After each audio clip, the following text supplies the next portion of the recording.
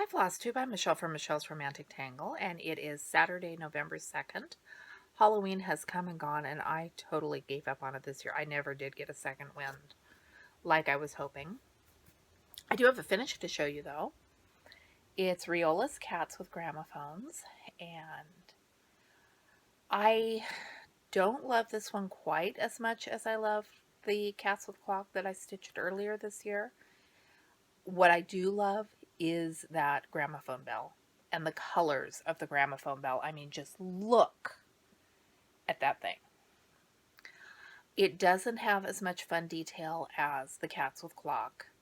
And I think because the cats are facing and you can see their faces, I don't love those quite as much. But it was a fun stitch. It was an inexpensive kit. And overall, I really do like it. And I'm glad I stitched it.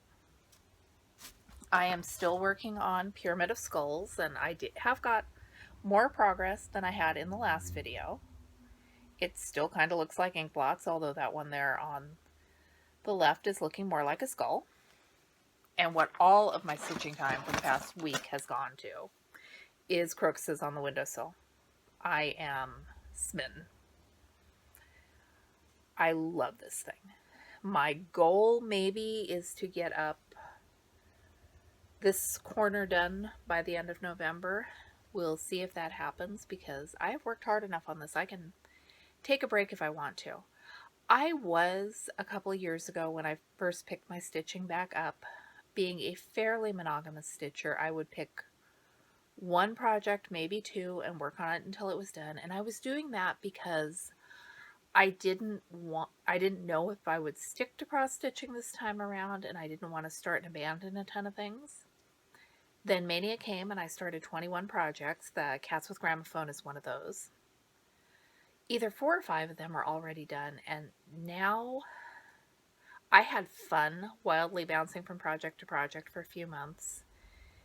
And then about the end of August, I wasn't loving that anymore. So it took me a few weeks to realize I can just monogamously stitch on this until I finish it or I get bored and feel the need to stitch on something else. And I have a bunch of something else's already started, so that when I was limiting myself to 1 or 2 projects, there was the feeling that if I start this, I am stuck with it until I finish. And with Mania, it was I can start it and do a little and see if I like it, and if I don't finish it, no harm done. This is kind of a compromise between the two, and I'm really, really liking it. That shawl I told you about and didn't show you in the last video, it's gone. I have ransacked my house, my car, my project bags. I have called the convention center to see if it is in there lost and found, and the stupid thing is gone. I don't know where it evaporated to. It's not in project bags or under the couch or buried under a couch cushion. I must have moved it somewhere really weird and random and forgot where I put it, and it will materialize, but it is just driving me batty because that was my mindless knitting. I didn't love it, but it was easy to pick up and work on, and now that I don't have that, I need to pick out new yarn and cast on something else. I have yarn, I have ideas, I have free needles, but I am resisting it because I know as soon as I do it, the shawl will turn up, which is dumb because having 2 shawls, that would be like the fix of the situation. But I'm silly like that, I guess. So I mentioned in the last video that I had given up on Halloween. I really thought that I was going to get my second wind and get a couple of projects done, but the past week we have had 2 power outages, and both of them happened on the days when I had blocked out time to work on my projects. I got up at 6 in the morning on whatever day that was going to work on things before I had to leave the house for the day. I got in 20 stitches before the power went out. And it doesn't just go out. It like goes out and comes back and goes out and comes back and takes about a solid minute for it to decide that it is gone.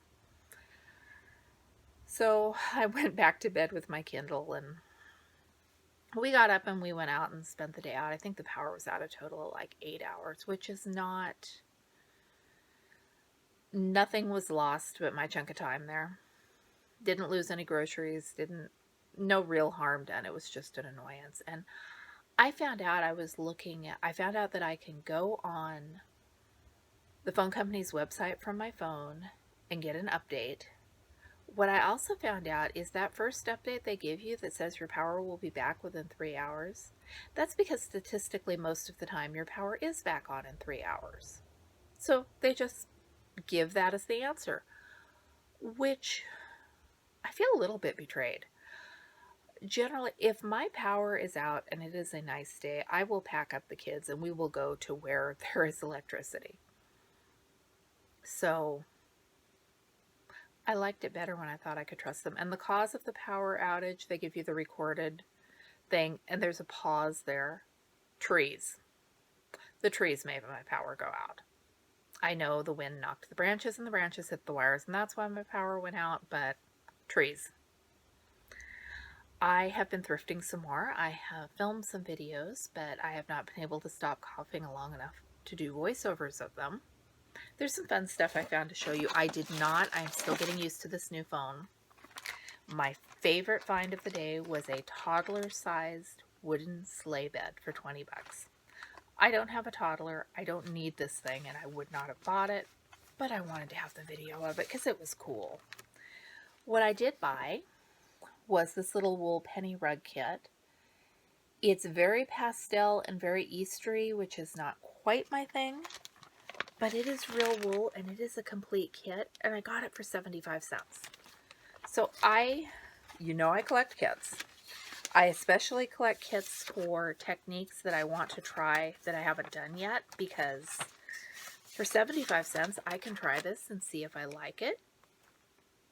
And if I don't like it or I don't finish it, there's absolutely nothing lost and no harm done. So I'm excited about that. I did misspeak a bit in the thrifting video that I uploaded before this one, the one about shops that I don't like. What I said was that I won't go in those without my husband or my sons. What I meant is I don't feel comfortable going into those shops without another able-bodied adult. I'd feel totally safe going in there with pretty much anyone who's not a toddler, and I have gone into them on my own. I feel very uncomfortable in there alone. I honestly, when I watched that playing the video back, thought somebody was going to jump on me, but nobody did, so thank you. And I got to talking to my mom about it, which I thought was interesting. She singled out Finders Keepers, which is a shop that used to be up in Portland.